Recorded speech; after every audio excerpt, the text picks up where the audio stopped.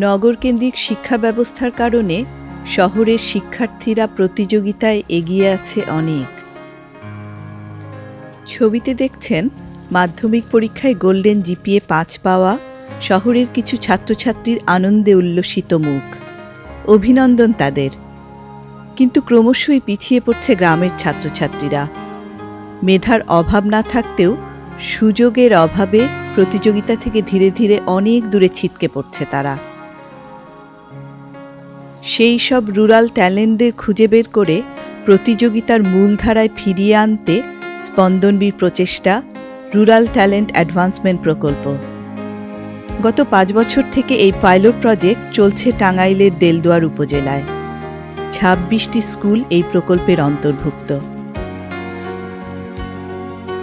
একটি বিশেষ নির্বাচনী পরীক্ষার মাধ্যমে প্রতি বছর ৫০ জন মেধাবী ছাত্রছাত্রীদের বাছাই করে বৃত্তি দেয়া হয়।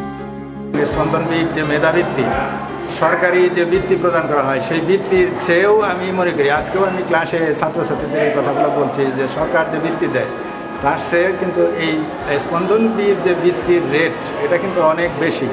এবং এই বৃত্তি প্রাপ্ত ছাত্রছাত্রী যারা গরিব মেধাবী ছাত্রছাত্রী, সত্যিকার মেধা যাদের মধ্যে আছে, তারা যে স্পন্দনবির এই বৃত্তি যারা পাচ্ছে তারা উপকৃত হচ্ছে। এবং এই স্পন্দনবির বৃত্তির টাকা পেয়ে তারা তাদের লেখাপড়ার মান উন্নয়ন সহ সার্বিক উন্নয়ন তাদের হচ্ছে। এবং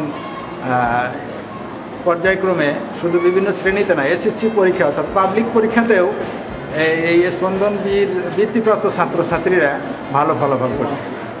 স্পন্দনবির আরও কতগুলি অ্যাক্টিভিটিস আমাদের দেলদুয়ার উপজেলায় এটা চালু আছে। এরা বিভিন্ন প্রতিষ্ঠানে পাঠাগার, তারপরে কম্পিউটার ল্যাব, এগুলা এরা চালু করতেছেন। রচনা প্রতিযোগিতা হচ্ছে, বিতর্ক প্রতিযোগিতা হচ্ছে। এবং বিশেষ করে এসএসসি পরীক্ষার্থীদের জন্য যে মডেল টেস্ট পরীক্ষাতে নিচ্ছেন এনারা, এবং এই মডেল টেস্ট পরীক্ষা নিলে ছাত্রছাত্রীরা অবশ্যই এসএসসি পরীক্ষার আদলে এই মডেল টেস্ট পরীক্ষা নিলে অবশ্যই ছাত্রছাত্রীরা উপকৃত হবে, এটা আমার বিশ্বাস।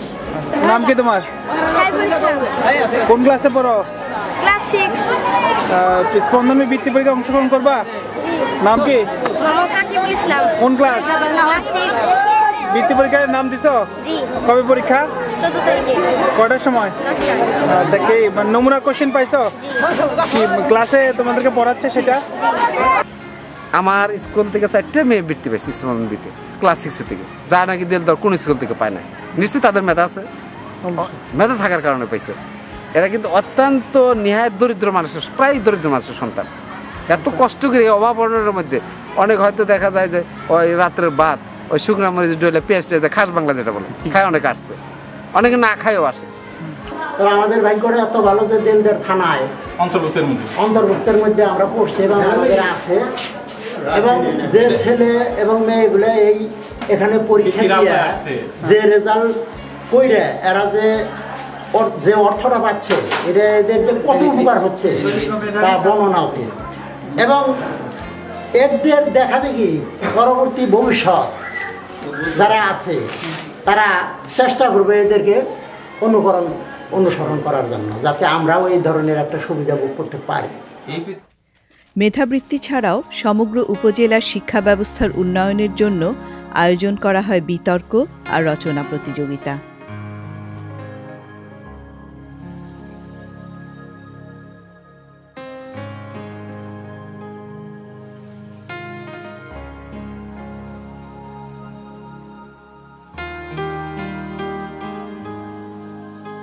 আমি আব্দুল্লাহ, আমার বাবার নাম মোহাম্মদ মুক্তার আলী। আমি এবার টেস্ট পরীক্ষায় 4.94 পেয়েছি। এসএসসি পরীক্ষা দিবে এবার? এসএসসি পরীক্ষায় আশা করছি আমি গোল্ডেন এ প্লাস পাবো। স্পন্দনবির বৃত্তি পাইছো? জি। গত 2 বছর কিভাবে উপকৃত হয়েছে?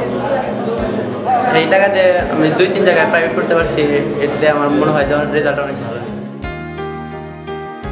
প্রতি বছর 2টি প্রতিষ্ঠানে স্পন্দনবি কম্পিউটার সেন্টার স্থাপন করছে। আমাদের এই ডকুমেন্টসটা সেভ হয়ে গেল, হার্ড ডিস্কে রয়ে গেল। এখন আরো কিন্তু কাজ আছে, সেই কাজটাকে আমরা যদি এই পেজের মার্জিনটা দিতে চাই, কি ধরনের পেজে আমরা কাজ করব সেটা যদি দিতে চাই, তাহলে কিন্তু আমাদের ফাইল ক্লিক পেজ সেটআপ দিতে হবে, তাই না? ফাইল ক্লিক বাংলা ইংরেজি লিখতে পারি। কি কি শেখাচ্ছেন? আমাদের ক্লাস 9-10 বোর্ডের যে বইটা আছে সেখানে Microsoft Word, Microsoft Excel, Microsoft Access, তারপরে কিছু প্রোগ্রামিংও আছে। এগুলো হলো ব্যবহারিক। এছাড়া থিওরিক্যাল কম্পিউটারের বেসিক্যাল যে জিনিসগুলো, ফান্ডামেন্টাল যে জিনিসগুলো এগুলো আছে। কম্পিউটার ইতিহাস নিয়ে সংগঠন, তারপরে বাইনারি সংখ্যা, লজিক, তারপরে আমাদের ছোটোখাটো যে এইগুলো প্রোগ্রামিংগুলো এগুলো করা যেতে পারে। এছাড়া স্পন্দন বি বাংলাদেশের যে ছেলেমেয়েরা বৃত্তি টাকা পাচ্ছে, এছাড়াও যে আমাদের ছেলেমেয়েদের ডিবেট শেখানোর জন্য যে টিচার আসেন, তাদের খরচটাও স্পন্দন বি বাংলাদেশ দিচ্ছে। আমাদের একটা মেয়ে অনেক দূর থেকে আসে সাইকেল, এলাসিন থেকে, জাস্ট এলাসিন থেকে আসে। সেই মেয়েটাও যে স্পন্দন বি বাংলাদেশের অর্থায়নের শিক্ষক দিয়ে বিতর্ক শেখানো, বিতর্ক শিখিয়েছে এমন পর্যায়ে আসছে যে আমার মনে হয় যে খুব শিগগিরই সে টেলিভিশনে বিতর্ক করা প্রচেষ্টায় চলে যায়। স্থাপিত লাইব্রেরির মাধ্যমে ছাত্রছাত্রীদের সামনে খুলে যাচ্ছে জ্ঞানের এক নতুন দিগন্ত।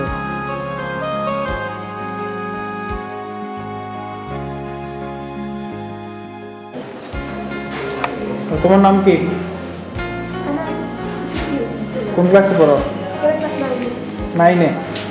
আচ্ছা, এই লাইব্রেরি তুমি কিভাবে ইউজ করো? আমার বই খুব ভালো লাগে, যখন টিফিন দেয় বা ছুটির পরে তখন বই নিয়ে যাই, আবার যখন অবসর সময় পাই বিকেলের দিকে তখন বাইরে পড়ে তারপরে দুপুরে দিয়ে দিই। আচ্ছা, ফার্স্টলি আমাদের কি বই আমাদের খুব উপকারী জিনিস, আর আমাদের কাছে এত বই থাকে না যে পড়ার মতো। তো এই লাইব্রেরিতে অনেক বই আছে যেগুলো আমরা পড়তে পারি আর অনেকটা জানতে পারি।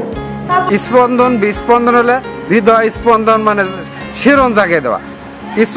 স্পন্দন বি যেন কোনোদিন আমাদের মাঝ থেকে হারিয়ে না যায়। আমরা স্পন্দন বীর পিছনে আছি, আপনারা আমাদের হাত বাড়িয়ে দিচ্ছেন।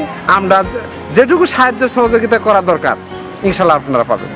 এখন একটা কম্পিউটার যদি আপনারা দেন, আমরা যদি 3টা দেই, তাহলে কি আপনারা এগ্রি করবেন? হ্যাঁ, অবশ্যই করবেন। আপনি যদি 3টা দেন আমি অবশ্যই একটা দিব। আচ্ছা, অবশ্যই একটা দিব। ঠিক আছে। আপনি যদি আমাকে 10 টাকা দেন